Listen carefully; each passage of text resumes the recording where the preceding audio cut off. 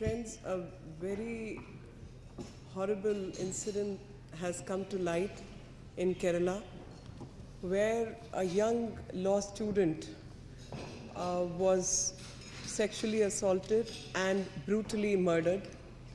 She got 30 stab wounds and intestines had been taken out.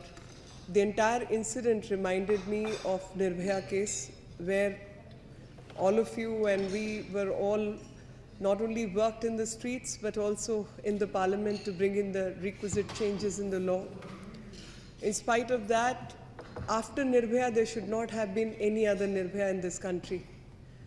But people who show no respect and consider Bharat Mata Ki Jai only as a slogan, show no respect to women or womanhood and even nationhood, are responsible for this atrocity.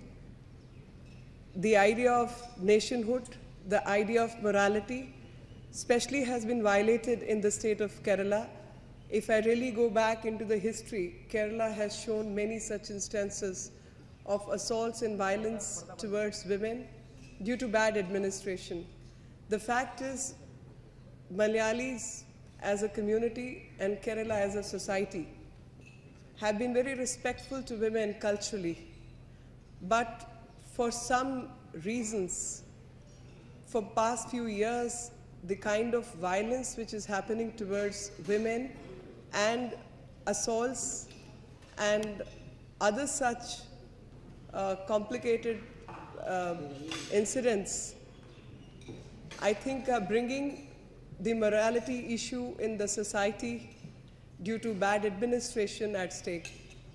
And under these circumstances, the state of Kerala, the administration of Kerala, has to showcase how such incidents are happening, and for 6 days there is no action on the culprits.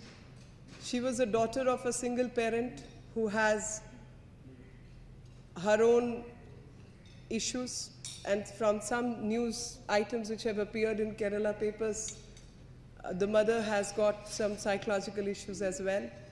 So the only child who was looking after the mother and was a source of succor for the family is no more. And the fact 30 stab wounds and intestines can be taken off from a Dalit woman. These are the people who constantly talk about Dalit rights.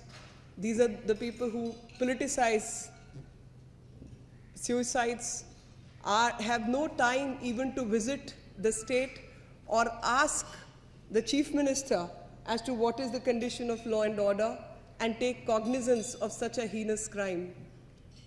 The president of the party happens to be a lady herself, a woman. Concern for Dalit and women exists only if the incidents are happening in states not ruled by them. But when such incidents have happened in states ruled by them, they will neither visit nor take cognizance or even raise the appropriate questions. मित्रों, केरल पुरंबदू की जगह में एक कानून की विद्यार्थी लड़की के साथ एक बहुत ही दुर्भाग्यपूर्ण घटना घटी। उसमें उसके साथ न केवल दुष्कर्म हुआ बल्कि उसको मार भी दिया गया, उसकी मृत्यु भी हो गई, जिसमें 30 उसके ऊपर चाकू के वार किया गया, 30 बार चाकू से वार किया गया और उसकी आंतें तक बाहर निकाल कर फेंक दी गई।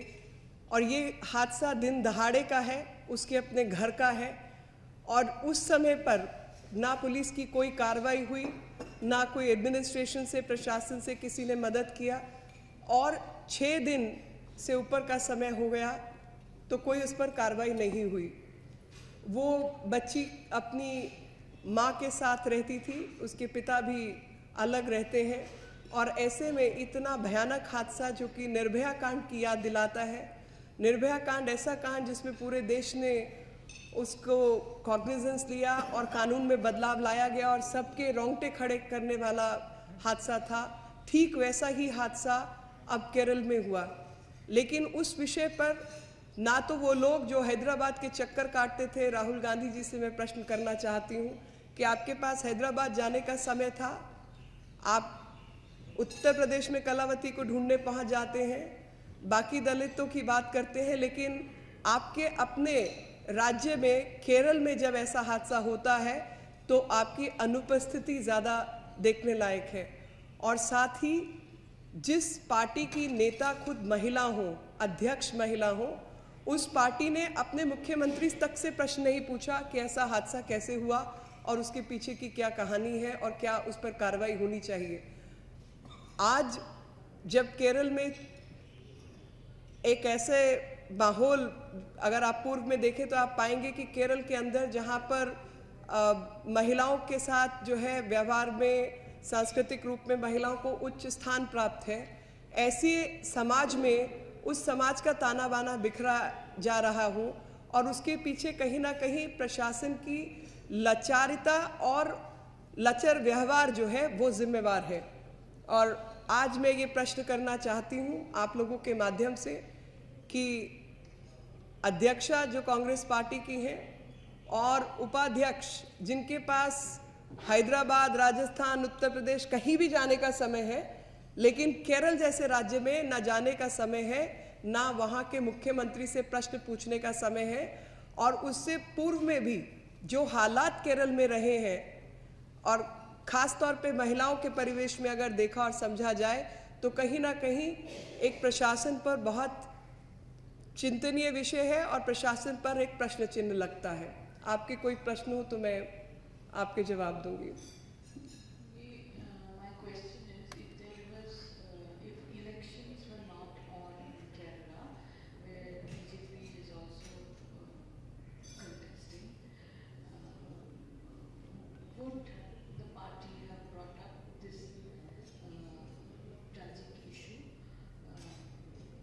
Here in Delhi and put these questions to other national parties? Absolutely, ma'am. We would do it. We were not in, there were no elections in Delhi, and we were far off from the Nirbhaya issue when Nirbhaya happened. We did rake up the issue, and I did go to Banda. I have been to Barabanki. Wherever such incidents happen, we as a national party actively take interest and want justice to come to such families and such victims and their families.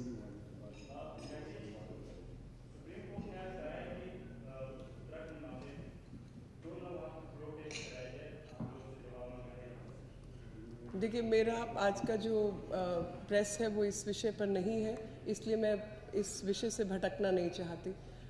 और महुआ जी की जो प्रश्न है उसी में सिर्फ दो बात और जोड़ना चाहती हूँ कि हमने तो पूर्व में भी जहाँ जहाँ इस तरीके के कांड हुए, प्रकरण हुए, हमने हर बार अपनी आवाज़ उठाई है। आज प्रश्न उनसे पूछने का है समय और आप सबकी मदद चाहिए जो उस राज्य में प्रशासन में शामिल है, सरकार में शामिल है, लेकिन अपनी अनुपस्थिति से अपना परिचय दे रहे हैं। अब वो अभी सुप्रीम कोर्ट में मामला चल रहा है और पेंडिंग जजमेंट है, तो जो होगा वो सब पे बाध्य होगा।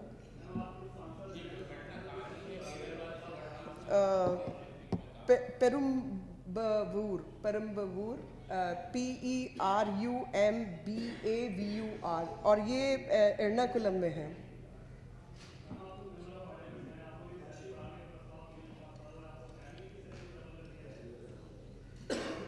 मैं इस विषय में कुछ नहीं बोलना चाहती, जो निर्णय होगा वो सबके सामने आएगा, समय अनुसार आपको बता दिया जाएगा।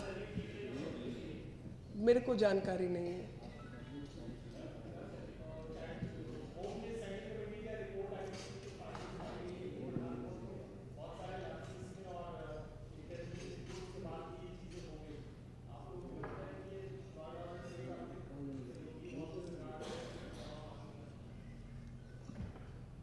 मैंने वो रिपोर्ट पढ़ी नहीं और अभी वो चीज़ सामने आई नहीं, तो आपके बयान पर मैं कोई बयान नहीं देना चाहती। Parliamentary party meeting regular meeting है जो कि हर हफ्ते होती है और उसमें आज खास तौर पर बलराज मधोक जी की कल जो मृत्यु हुई उस पर श्रद्धांजलि दी गई और जिसमें श्री LK आडवाणी जी और प्रधानमंत्री जी खुद सम्मिलित थे और उनके विषय में बात की गई और बाकी जनरल पार्टी की जो प्रकरण है उसके बारे में कि जो भी काम हो रहे हैं उसको नहीं, कुछ पार्लियामेंट में जो लेजिस्लेशंस आ रहे हैं वगैरह उसके बारे में नहीं, ऐसा चर्चा नहीं, उसमें कुछ चर्चा नहीं थी।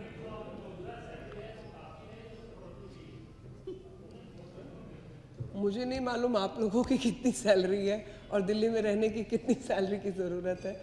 अब हम जैसे लोग तो नहीं, तो वही कंपैरिजन तो तभी होगा ना, कंपैरिजन तो तभी होगा जी।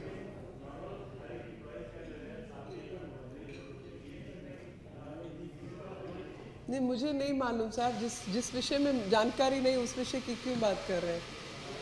मैं तो वैसे ही 100% डिपेंडेंट महिला हूँ अपने पति पर। नहीं, मैं तो मेरी सैलरी तो क्या होगी, मैं तो अपने पति पर 100% डिपेंडेंट महिला हूँ। Thank you.